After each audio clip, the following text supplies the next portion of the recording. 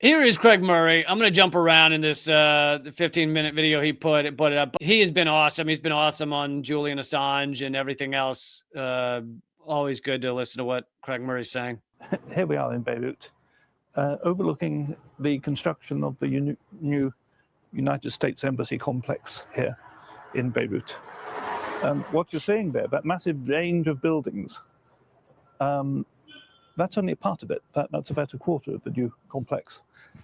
It's being built here. That is the second largest embassy in the world, of any country anywhere in the world. The second largest embassy in the world is being constructed here in Beirut by the United States. And we can't find out officially from the State Department, but we understand that the complex is built to house 5,000 staff. I used to be an ambassador. I know what an embassy does. There are basic functions of an embassy. It can run political relations with the country. It issues visas.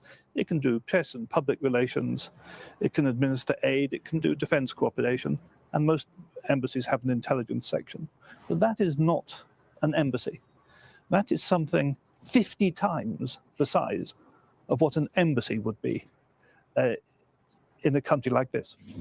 50 times the size of an average embassy. This is in Beirut, Lebanon, that the U.S. has been constructing for years. And he goes on to talk about the sheer number of staff. He calls the embassy to see if they'll answer questions, and it's an automated list. Push number 1 for this, number 2 for that, number 3 for USAID. And he says no matter which number you push, when you push it, it just goes, goodbye. Which amazing way to handle that, U.S. government. Well done. Well done on that. Diplomatic list for the United States of America. These are always public information. They're public under the Vienna Convention. And they list the diplomatic staff of every embassy in the country. So you can, for example, look at the embassy of Lebanon in the United States and see how many staff it's got. And it has 7 diplomatic staff. And it also lists their spouses. It's a list of everybody with diplomatic immunity. That's why it's published under the Vienna Convention. The embassy of the United Kingdom to the United States of America is one of the world's larger embassies. It's an embassy between 2 of the wealthiest countries in the world, 2 of the top 8 economies. And as you'd expect, there are a lot of diplomats there handling relations. And it runs to, I think, 120 names, many of whom have spouses.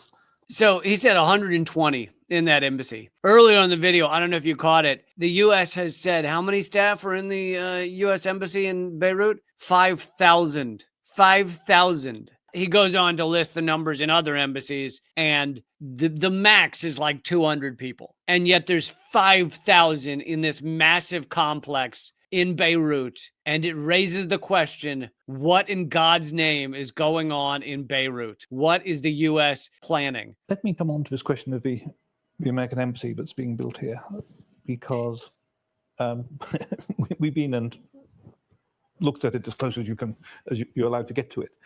And it's plainly not an embassy, whatever it is. This is plainly something else. What is it? Why is it so big? And how much do you know about it? Oof. How much do I know about? How much do all of the Lebanese know about? It's like the biggest non-secret over here. Mm-hmm. They started building it a few years back, and the mass scale of it is like it's scary. It's the second largest U.S. embassy in the world after the one that they have in Iraq. So to have the largest embassies in the world stationed in the Middle East, that tells you how important the Middle East is for them. Now, when it comes to Iraq, it's for military purposes because it joins the 3 countries that they want to control or attack. So you have basically Iraq, you have Syria, and then you have Iran. Those at close proximity. And then you have Jordan, which is an allied state to them. In Lebanon, it's a different case scenario. They need it for logistics, for torture, for interrogation, to support their espionage missions across the region. And this is the only country, not only in the Middle East, but in the world, where they can do their bidding, and the politicians will allow them to do so. Kind of an embassy is that's built on thousands of acres of land. It has underground dungeons that include detention cells. It has basically what you call pathways underground that lead to the sea, because that's where they have the other escape route. They do have their own helicopter pads, and then basically they can fly to Cyprus in and out.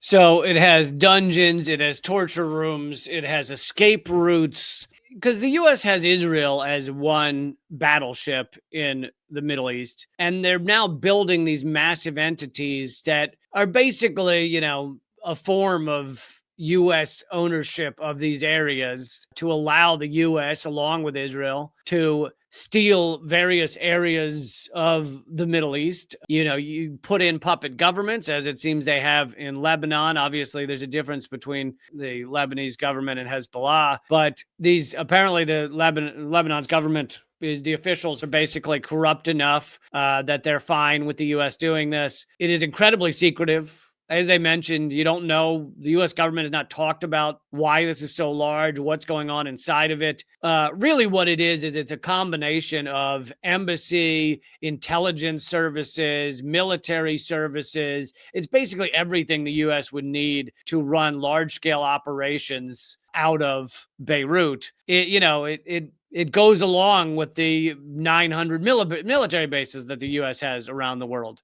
But this seems incredibly secretive, like it has not been talked about heavily. The U.S. has not explained it away, and yet it's getting very little coverage. So I'll be following updates on what goes down there, because I don't think it's going to be good.